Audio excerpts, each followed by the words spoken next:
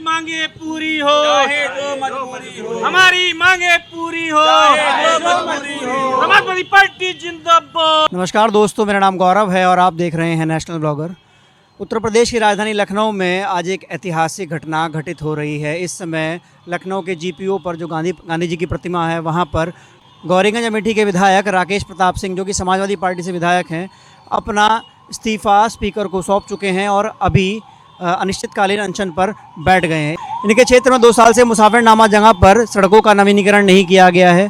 इनका कहना है कि इन्होंने कई बार इस चीज़ को लेकर मुख्यमंत्री और संबंधित मंत्री से इसकी गुहार लगाई है, चिट्ठियां दी है, पर उसके बाद भी जब इनकी बात नहीं सुनी गई और इनके क्षेत्र में सड़क का नवीनीकरण नहीं किया गया, तो इन्होंने अपना इस्तीफ़ा सौंप कर ये आज गांधी प्रतिमा पर 31 अक्टूबर से धरने पर बैठे हैं। बात करते हैं इनके कुछ समर्थकों से, जो बताएंगे पूरी बात क्या है। जी भैया, पूरा मामला क्या है?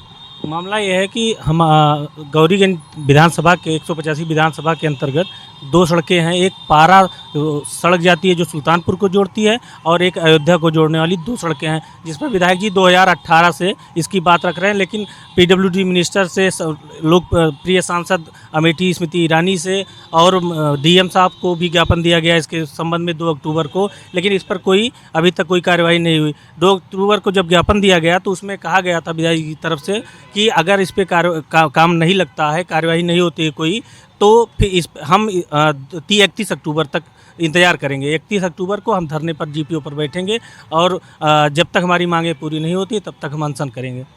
अच्छा, अगर आने वाले समय आप लोगों की सरकार आती है, समाजवादी पार्टी की सरकार आती है, तो आप किस प्रकार से काम करेंगे उन सड़कों के बारे में लेकर? उन सब उसको वरीयता दी जाएगी। सबसे प्रथम वरीयता में उस सड़कों का निर्माण होगा। उस पर हमें जितने विधानसभा की सड़कें होंगी, वरीयता क्रम तो इन दोनों का पहले होगा, लेकिन सारी सड़कों का निर्माण होगा। गड्ढा मुक्त होगी विधानसभा की, पूरे प्रदेश की सड़कों का निर्माण होगा। गड्ढा मुक्त होंगे पूरे प्रदेश की सड़कें।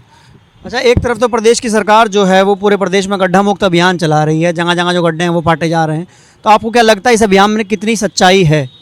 कहीं सारी जितनी भी बातें हैं बीजेपी की सारी खोखली हैं। कहीं कोई भी काम सड़कों का नहीं, कहीं कुछ भी आप देख लीजिए ज़मीन पर उतरकर किसी भी क्षेत्र में।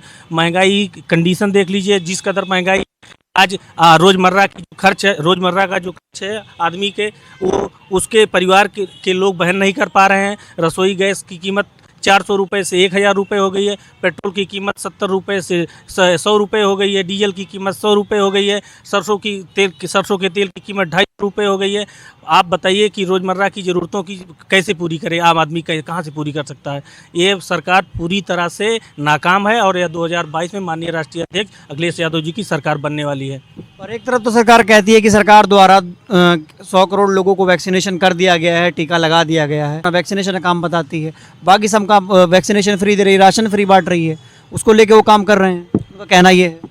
हम कह रहे हैं हम सब जिस क्षेत्र से आते हैं, ग्रामीण क्षेत्र है हमारा, राशन 5 किलो राशन से एक परिवार का खर्च नहीं चलता है। अभी आप जानकारी कर लीजिए कि एक परिवार का जितने भी सदस्य हैं, अभी परिवार के सारे सदस्यों का राशन कार्ड में नाम भी नहीं दर्ज है। कहीं कि किसी परिवार में 1 लोगों का, किसी परिवार में 2 लोगों का, तो राशन केवल बांट देने से सारा खर्च नहीं तो हो जाता है। दूसरी चीज़, 50 रुपये का राशन है और 100 रुपये का झोला, तो अपना एडवर्टाइज कर रहे हैं, वो प्रचार कर रहे हैं केवल कि इनका सारा पैसा केवल प्रचार में खर्च हो रहा है, ना कि जनता के हित में कहीं खर्च हो रहा है। अच्छा, जिस प्रकार से आप बता रहे हैं कि क्षेत्र में काम नहीं हुआ है, समाजवादी पार्टी के बाकी और विधायक भी हैं प्रदेश में, वो लोग धरने पर क्यों नहीं बैठ रहे हैं? अब अपनी अपनी सोच है। हमारे विधायक जी की सोच है अपने क्षेत्र का विकास करना। अगर सदन में रहकर हम अपने क्षेत्र के लोगों की मदद नहीं कर पा रहे हैं, तो इस सदन में रहने का इनका मानना है कि हमारा कोई अधिकार नहीं है। और इसके लिए 22 में चुनाव सरकार बनाएंगे और अपनी सरकार में अपने क्षेत्र के लिए काम किया जाएगा। आपके हिसाब से देखा जाए, या तो वो लोग क्षेत्र का विकास नहीं करना चाहते हैं, जो आप बोल रहे हैं कि विधायक जी क्षेत्र का विकास करने के लिए इस्तीफा दे दिए, या तो वो जो लोग बाकी लोग हैं क्षेत्र का विकास नहीं करना चाहते हैं, या फिर उनके क्षेत्र का विकास हो गया है। इसके बारे में क्या कहें? नहीं, ऐसा नहीं है कि हमारे गौरीगंज विधानसभा में विकास नहीं हुआ है, लेकिन मुद्दा ये है कि जो 2 सड़कें बनवाई गई थी, वो 2 सड़कें 2 ही साल में फिर से टूट गई। उसमें गड्ढा हो गया, उसमें जो भी हुआ तो पैचिंग नहीं हुई दोबारा, तो दिक्कत उस दोनों सड़कों से है कि दोबारा फिर से वही गड्ढा हो गया है। दिक्कत और सड़कों से जो भी निर्माण हुआ है उसके ठेकेदारों से और लोगों से है, ना कि विकास कार्य में कोई समस्या है। जो भी दिक्कत हुई है उसके उन सड़क से उस सड़कों के लिए मुद्दा उठाया जा रहा है।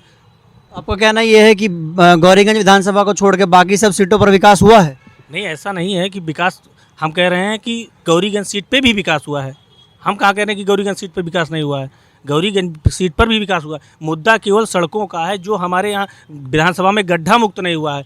स्मृति ईरानी लोग केंद्रीय मंत्री हैं, हमारे क्षेत्र में केंद्रीय मंत्री के रहते हुए भी कोई काम नहीं हो रहा है। अगर एक क्षेत्रीय विधायक बार बार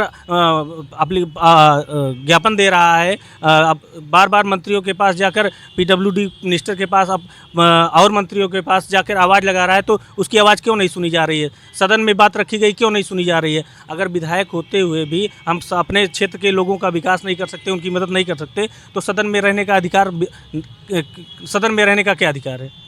ये आपने सुना कि विधायक जी के प्रतिनिधियों से हमारी बात हुई, उन लोगों ने बात को बताया। ये इतिहास में पहली बार हुआ है कि किसी क्षेत्र के विधायक ने अपने क्षेत्र के विकास के लिए तत्कालीन अपने सत्र से इस्तीफा दे दिया है और उनका इस्तीफा मंजूर भी कर लिया गया है। ऐसा पहली बार हुआ, ऐसा बहुत कम देखने के लिए मिलता है कि कोई भी विधायक या सांसद लोग अपने क्षेत्र के विकास के लिए विधानसभा या लोकसभा से इस्तीफा देते हैं। अब देखने वाली बात यह होगी कि इनके इस इस्तीफे का और इस धरने का तत्कालीन सरकार पर क्या असर करने वाला है, किस प्रकार से इनकी मांग मानी जाती है, क्या इनके इस्तीफे को निरस्त किया जाता है, इनको दोबारा से सदस्यता दी जाती है। आगे की खबरें जानने के लिए जुड़े रहिए हमारे चैनल से, देखते रहिए नेशनल ब्लॉगर। धन्यवाद, जय हिंद।